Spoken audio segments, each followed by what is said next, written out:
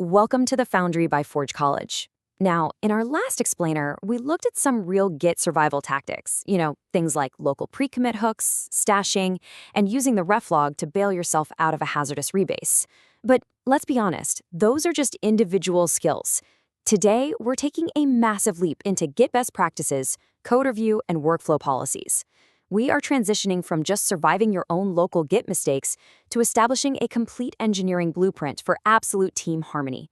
We're going to define the commit message standards, the review checklists, and the branch policies that are absolutely crucial for keeping a repository stable as your collaboration scales up. All right, let's just dive right into this. Here are the 6 core pillars of our new team workflow schematic. We'll start with from solo to team, then the commit message blueprint, followed by the code review checklist. After that, we'll hit branch protection rules, merge and release policies, and finally wrap it up with our conclusion and next steps. So, section 1, from solo to team, building collective guardrails. As we scale up, you really have to ask yourself, how do you ensure everyone actually follows best practices? Because when you're coding alone, it's essentially the Wild West, right? You rely on your own local hooks and stashing, and hey, if you break something, it really only impacts you. But to build collective guardrails, we have to transition away from that chaos and move on to the civilized, automated factory floor of a team environment. We're replacing the whole hoping people do the right thing strategy with actual hard, continuous integration checks and enforceable rules. Basically, we're taking your per-developer tactics and capturing them in a completely reproducible form. Moving on to section 2, the commit message blueprint, making history readable. Okay, we seriously need to formalize exactly how we talk to the repository. We want to ensure we never, ever again have to endure the pain of a commit message that just says fixed stuff or updated files. I mean, we've all been there, right?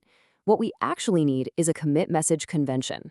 This is basically a standardized format encoding the intent, scope, and description to make your project history both machine parsable and human readable. And why does this matter so much? Well, because a solid convention supports automated changelogs, semantic release tooling, and incredibly quick scanning during code reviews.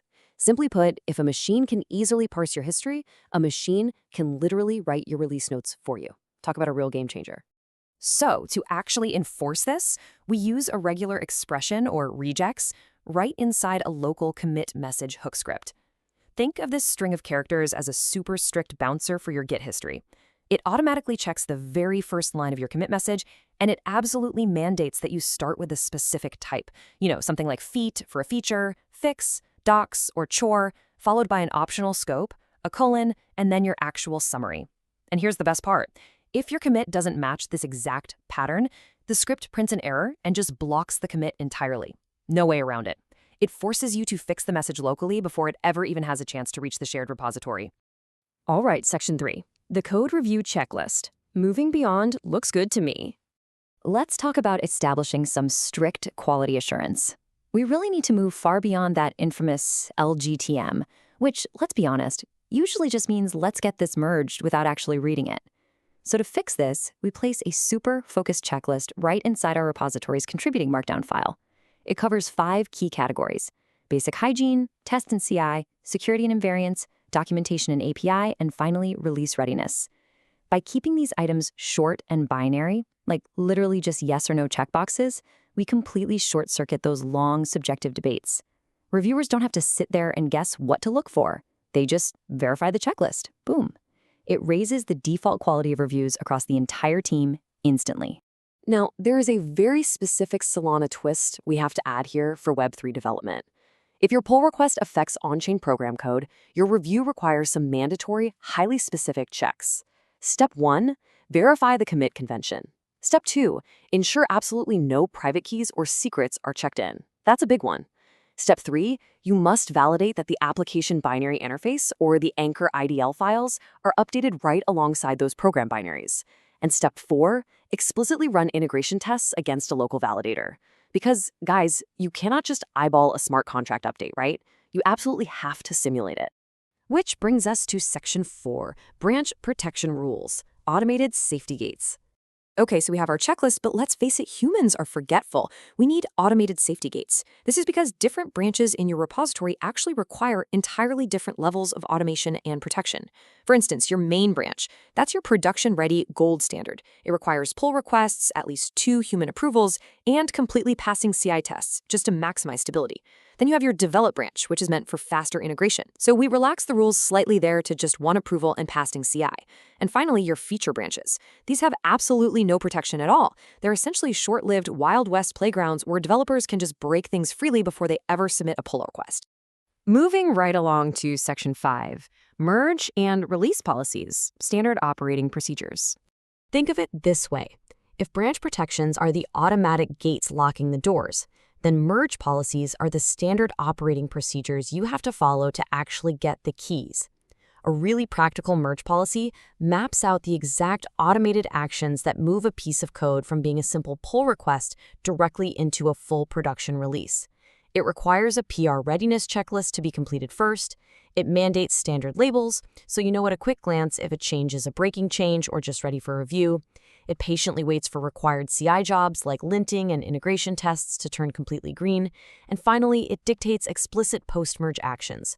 We're talking things like having an automated bot bump the version number, tag the release, and just publish the whole shebang. But as we all know, things don't always go according to plan, do they? You have to handle emergencies logically by documenting the exceptions ahead of time. For example, a fast path for urgent bug fixes might allow a single senior approver and an emergency release tag to entirely bypass the standard rules. On the flip side, a lockdown procedure for major incidents requires a full approval quorum and completely freezes the release branch. By capturing these scenarios right in your policy, your reviewers never have to sit there guessing when or how the rules can be relaxed while everything is literally on fire. And that brings us to our final section, Section 6, Conclusion and Next Steps, your living artifacts. All right, let's pull this entire blueprint together. The absolutely crucial point here is that we've established 4 living policies: commits, reviews, branches, and merges. A commit message convention gives us that beautiful machine-friendly metadata. A binary review checklist makes our expectations totally repeatable. Branch protections actually codify your repository's safety invariants. And a solid merge policy gives everyone a clearly documented path to production. You know, when we design learning programs here at Forge College, we constantly emphasize that combining these 4 elements together will drastically reduce your day-to-day friction and make collaborative coding vastly, vastly safer. I want to leave you with a final, kind of provocative thought to ponder. How are you going to adapt these standard policies to fit your team's specific size and risk tolerance as your Solana project scales up? Because remember, an engineering blueprint isn't just written in stone. These are living artifacts. You absolutely must revise them after every major release or postmortem so they can evolve right alongside your team. So your next step is to go out and actually apply these policies. Go ahead and draft your contributing file, add that commit hook, and configure your branch rules. Once you've got all that dialed in, you'll be perfectly positioned for our next explainer, which is going to be all about Solana toolchain integration. I highly, highly encourage you to visit forge.college to explore our other structured learning programs, take a deep dive into Web3 development, and just continue leveling up your engineering skills. Thanks so much for joining me on this explainer, and I'll catch you next time.